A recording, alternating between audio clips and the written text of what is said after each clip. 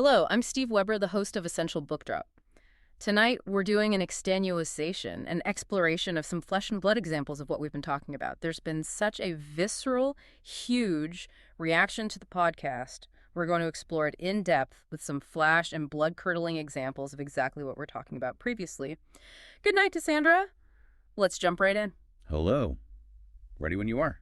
Mrs. Kiss, musicianship, professional performing, it connects very nice with what is our usual shtick, that book stuff we keep talking about, right? You're so right, Steve. As always, kick this off. Okay, so let's dive into this really fascinating paradox today. We've looked at sources on some, truly legendary singers, voices the whole world loved, voices that basically define genres, sold millions. Absolutely huge artists. And yet the sources show they often secretly couldn't stand the sound of their own voices, the very thing that made them famous.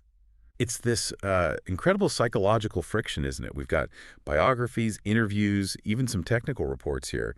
And they all point to this bizarre situation where objective proof Grammys, perfect pitch, sold out stadiums. It just doesn't shield them from this internal self-criticism about their voice. That exact gap, that dissonance, that's what we're digging into. We're doing a real deep dive into why this happens. Why does that inner critic seem to shout louder than, millions of cheering fans? Yeah, what's the mission here? It's trying to understand that disconnect. Is it perfectionism? Is it insecurity?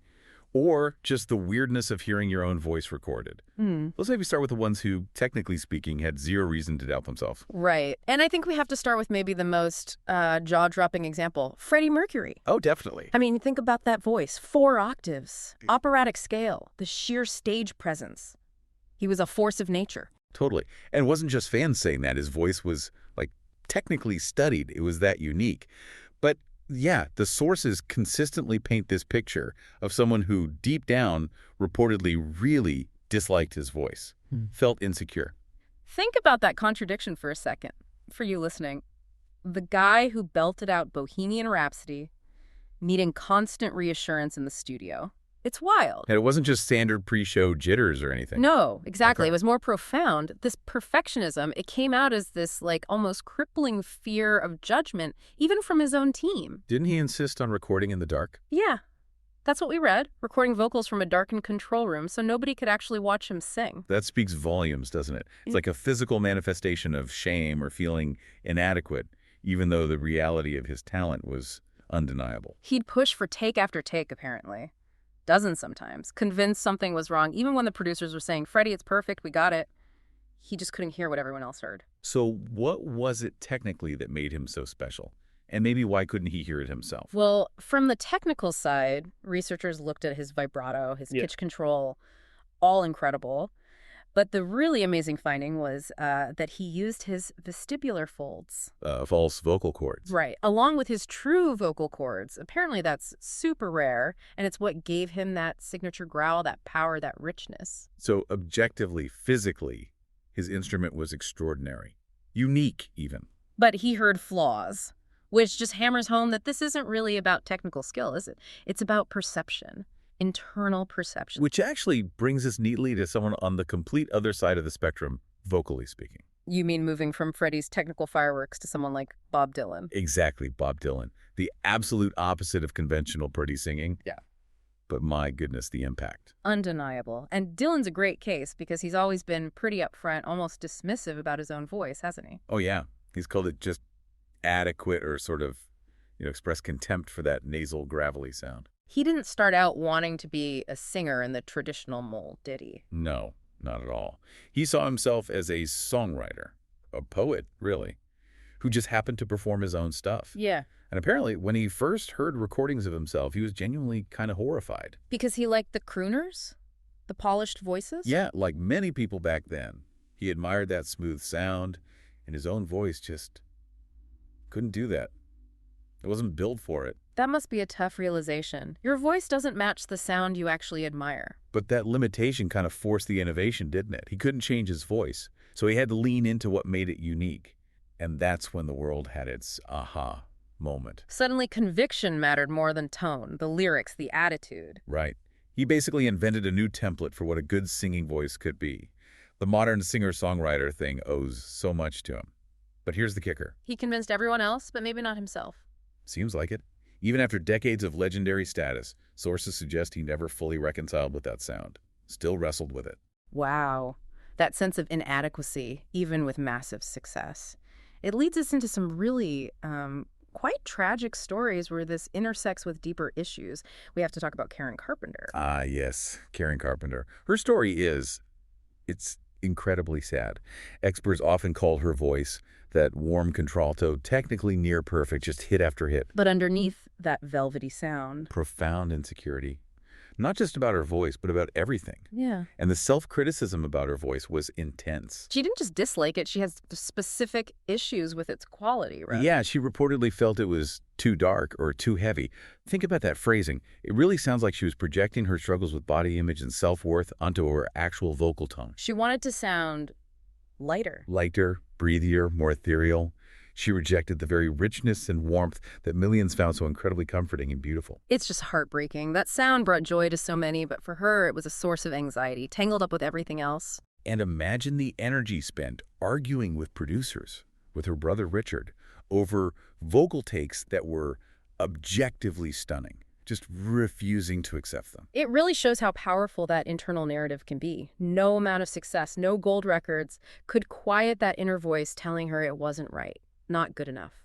The voice became a symbol of her overall self-perception. It confirms this was, entirely psychological, not really about the sound itself. Okay, let's shift to another iconic female voice, another alto, actually, Carly Simon.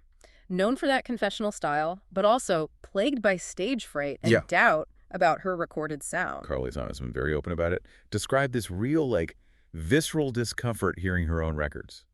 To the point where she just avoided listening to them once they were done. And that tied into the stage fright. Correctly.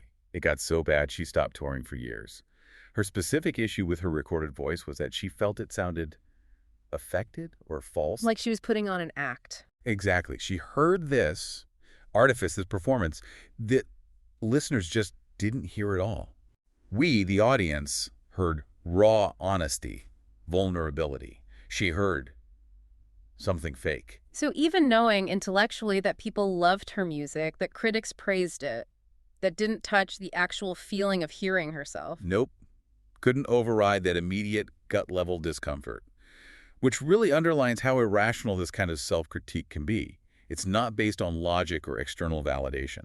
Success and self-acceptance can be on completely different planets, it seems. Absolutely. The inner critic just plays by different rules. And this isn't just something from the past, right? These struggles continue. The pressures might even be different or worse now in the digital age.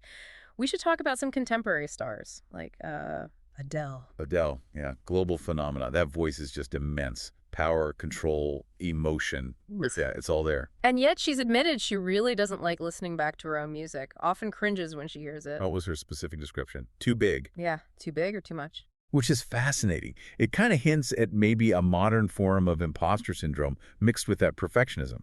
When you're that successful, maybe the doubt twists into this fear that it's all somehow accidental. Like people will suddenly realize you're not that special. Possibly. Or maybe feeling overwhelmed by the scale of her own talent and fame. Hearing too much where everyone else hears exactly the power that's needed. She's hearing excess, we're hearing adequacy, or brilliance even. That fear of being found out must be incredibly draining. Okay, let's wrap up the examples with someone representing the current generation, Billie Eilish. Billie Eilish, yeah. Totally different sound. That intimate whisper pop style.